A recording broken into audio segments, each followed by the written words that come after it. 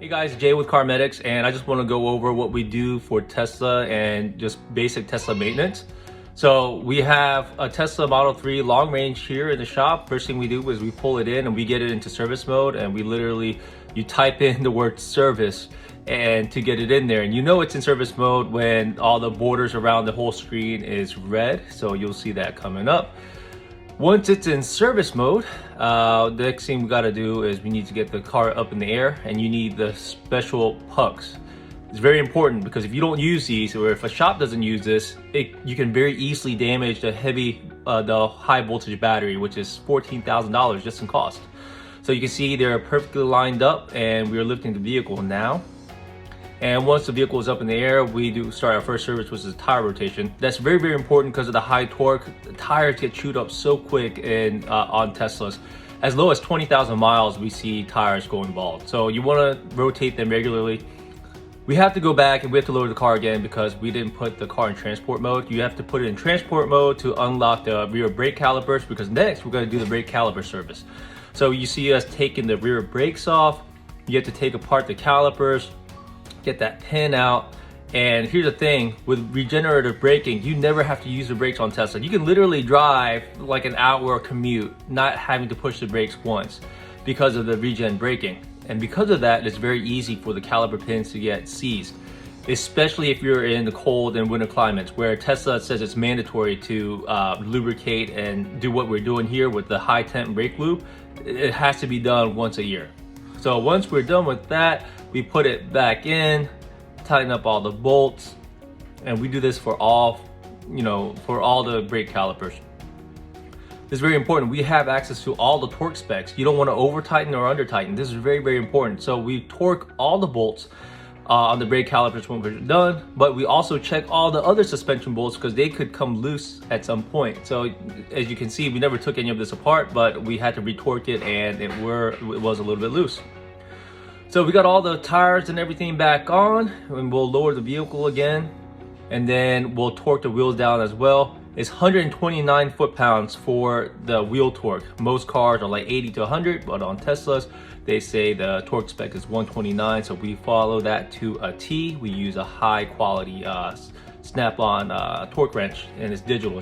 It's insanely accurate, and we keep it calibrated. Next we're gonna do the cabin air filter service. You have to take a couple parts off, and there's one bolt that's a little bit harder to access than others. There's two cabin filters. We pull the first one out, and we kind of show that it's very dirty in there. That's the stuff that you're breathing in. And with Tesla Model 3s and other Tesla models, it can get really like mildewy, smelly in the cabin. And if that's the case, then 9 times out of 10, you have, a very old, mildewy cabin filter. So you want to replace that, and we just compare it with the new ones, completely clean, and you don't see any junk inside of it. And again, there's 2 per car. Once we're done with that, we move on to the next service, which is a wheel alignment. Really, anytime you hit a pothole or anything like that, hit a curb, you could throw your car out of alignment. And with these cars chewing up tires so much, you really want to do an alignment annually. And with Tesla alignments, you need weights in the car. So it requires 300 pounds of weights. That's a substantial amount. So that kind of simulates a person inside a vehicle. So you see us stacking weights and more weights to do the alignment correctly. We use a brake depressor and a steering wheel holder as required, and then we have to take a bunch of bolts to get the covers off in the back. So you see us taking all these bolts off. It must be about 20 bolts or so. It's just gonna fast forward through this. And then we notice something really cool. Here we have a spin-on oil filter, just like you see on an engine oil filter. This is a rear drive unit. Some Teslas have 1, some Teslas have 2. This one has 2.